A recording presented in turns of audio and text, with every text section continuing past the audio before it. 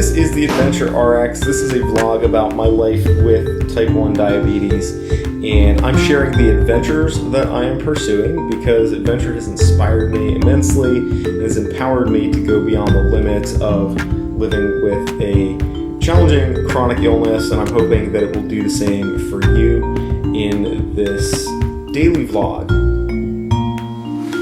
Everybody always wants to know what I eat. That's usually the first question, but it's important to lay the groundwork, and that's why we did this episode today, to make sure that we kind of cover our bases before we really start skipping ahead and talking about what foods to eat. And so today, in this video, I actually want to talk to you about how to get started on the keto diet so that you can have a smooth transition, and also so that you can identify whether or not this is something that is appropriate for you and that you want to put the time into.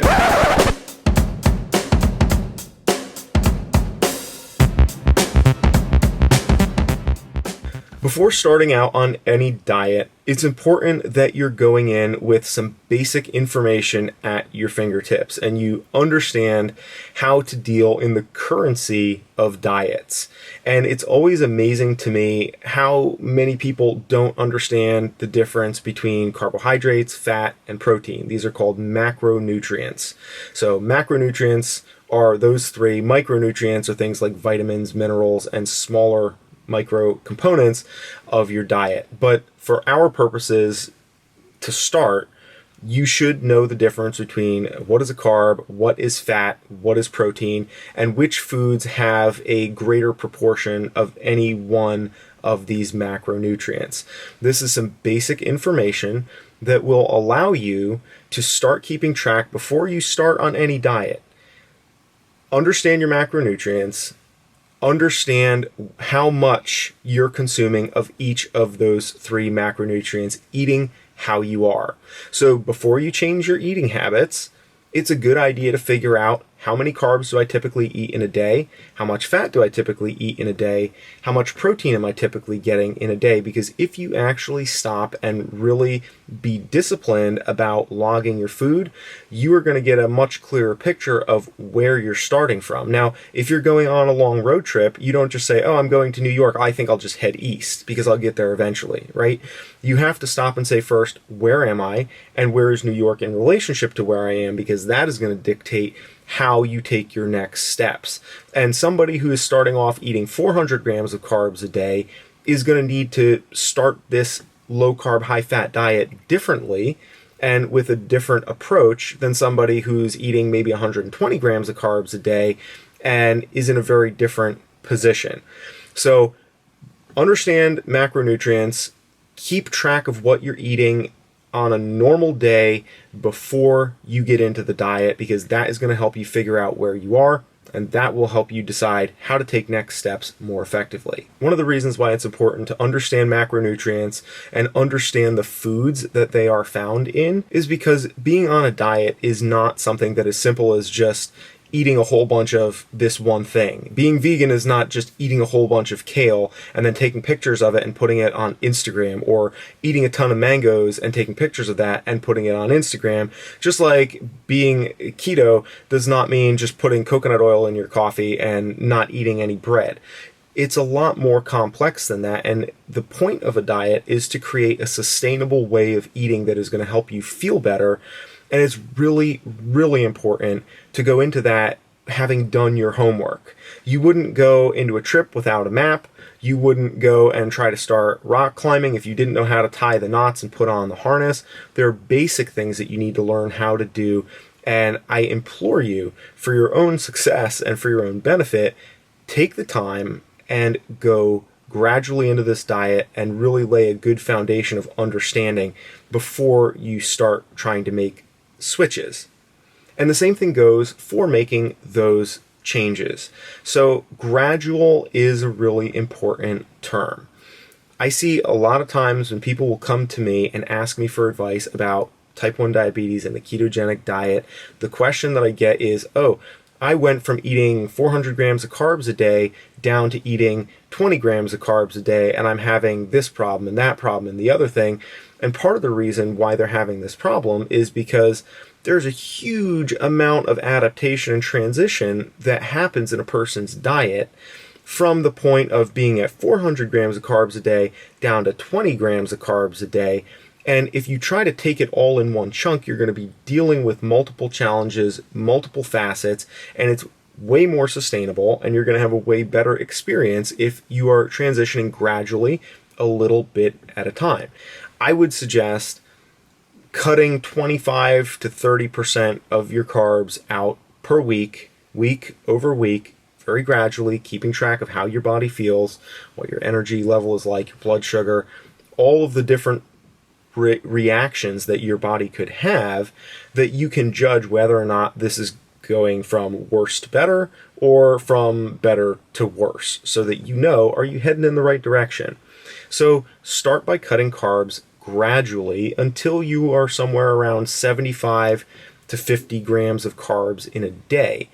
Once you're comfortable eating 75 to 50 grams of carbs in a day, figure about 25 to 30 grams of carbs per meal, then you are at a good jumping off point to make a decision and say, all right, is this sufficient where I'm at? Because just by cutting carbs, without going full on keto, without adding a whole bunch of fat, without trying to shift your body away from burning glucose, you may be perfectly happy with the results you're getting. Going into ketosis and really adhering to the ketogenic diet requires several additional steps, which are not necessarily easy and definitely take some time and commitment. So bring your carb count down gradually to where you're manageably eating 50 to 75 grams a day, and then reassess where you're at from that point. From somebody who's eating 100 grams a day, that's going to be a much quicker process. If you're used to eating more carbs, it's going to take you a little bit longer, and embrace that fact because you're aiming for sustainability. You want something that is going to improve your life and that's going to give you good information about how your body works. The point of all of this is not just to get on a diet that's super awesome. The point of this is to figure out if this is a diet that is super awesome for you, and it may not be. Not all diets work the same for everybody. There is not a diet that is the best diet. There is only the best diet for you, and going gradually into this diet, and any other diet for that matter, is how you ascertain that value. Once you're comfortably eating around 50 grams of carbs in a day, the next step is to try to go from just eating low carb into low carb, high fat. This usually involves trimming protein from your diet and replacing it with fat. And whatever carbs you're eating, when you're eating 50 grams of carbs in a day, you're probably not eating what I call dedicated carbs. In other words, things like bread, pasta, rice, etc. You may be eating some vegetables that have carbs, and you may have things like, cream in your coffee that has a couple grams of carbs. You might have a little dark chocolate that has some carbs, things like that. And I'm going to talk more in my video tomorrow about what exactly I eat and the foods that I prefer for the ketogenic diet. But pretty much you don't have much to cut in terms of your carbs, because that's such a small portion of what you're taking in. The thing that usually happens is when people cut the carbs, it's much easier to replace carbs with protein, like eggs and meat and cheese and fish, stuff like that. And so the next stage really involves balancing your protein out and reducing that protein intake and replacing it with fat. And that involves some dedicated effort, because unless you have ketogenic fats that are going to generate ketones nutritionally, you're not going to be able to get into ketosis, at least not to any meaningful extent, if you just cut the carbs and don't really increase your fat intake significantly. So that can be a little bit challenging, and giving a week or two just to ramping up your fat intake and figuring out the foods that you can start swapping out or adding to what you're eating to increase that fat intake, that's something that really deserves its own consideration apart from just cutting carbs, because the carb cutting happens earlier in this process of getting started. Now you cut the carbs. Now it's time to go from just cutting carbs to actually increasing fat. And this is where you're going to start getting into adaptation and actually getting into ketosis to a meaningful extent. Okay, so let's talk about adapting to ketosis.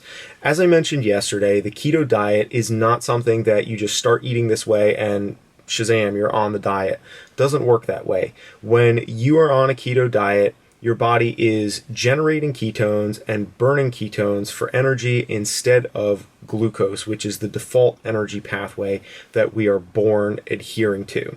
And it's important to give ourselves time to adapt and understand the process that our body is going through. It is a demanding process that requires time, and it requires rest and patience on our part and a proper nutrient balance and plenty of electrolytes. One of the things that happens as you cut carbs out of your diet is that typically you start peeing more. As you're peeing more, you start to lose electrolytes or minerals that are essential to the way you feel. So if you've ever been dehydrated, if you ever had like heat exhaustion, you've been running around out in the heat, you've been sweating a lot, you know how it feels to come in and out of the heat and feel depleted. Well, that's part of the process of what's happening is you're losing weight and you're losing water weight effectively. It's also taking minerals and electrolytes with it. So finding the appropriate source to replenish electrolytes without adding more carbohydrates is important. So think Gatorade, but Gatorade has a lot of sugar, so you don't really want Gatorade.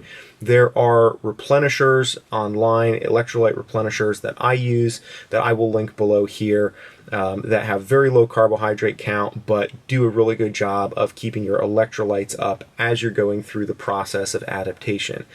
And it's important to realize that the energy that you feel initially when you go low carb, it's going to taper down first before it really takes off, because as your body converts away from glucose into burning ketones, you're going to have, usually it's a day or two, they call it the keto flu.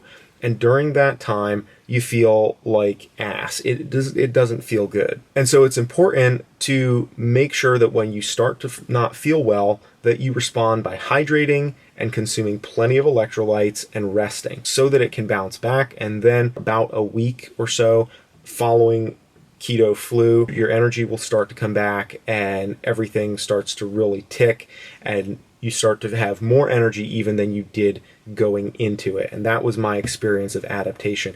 Adaptation to a keto diet is where most people get derailed, and that's something that we can troubleshoot in one of the videos later this week. I'm going to vlog about that and talk about some of the things that people oftentimes have trouble with and some of the mistakes that I've learned to avoid. And it's important to understand that if you're going to do the diet and you want to do it right and you want to get the benefits out of it and you don't want to have a bad experience that could even put your health in jeopardy if you do it wrong, you want to make sure that you really take the time, do it gradually, and do your homework so that you can do it right. Hey guys, thanks for checking out this episode of the AdventureRx vlog. I really appreciate taking the time to watch. Make sure to subscribe to this channel because we are going to have more empowering adventures, inspiration, and information as we continue on with this daily vlog. We have several more videos to unpack the ketogenic diet that I'm using to manage my type 1 diabetes. I welcome questions and I will try to respond to them in upcoming videos. Make sure that you check out the playlist that is on the Living Vertical channel page here on YouTube, because there's a ketogenic diet and diabetes playlist that will have all of these videos. Once they're all complete, we'll have that on there so you can watch them all in one shot. Also, I want to remind you to download the free ebook that is available at livingvertical.org. It's also linked below here in the show notes. And that is a useful tool to follow along with what we're talking about here. We will see you in the next episode tomorrow, where I'm going to talk about what it is that I actually eat and the foods that have personally I found work the best for me.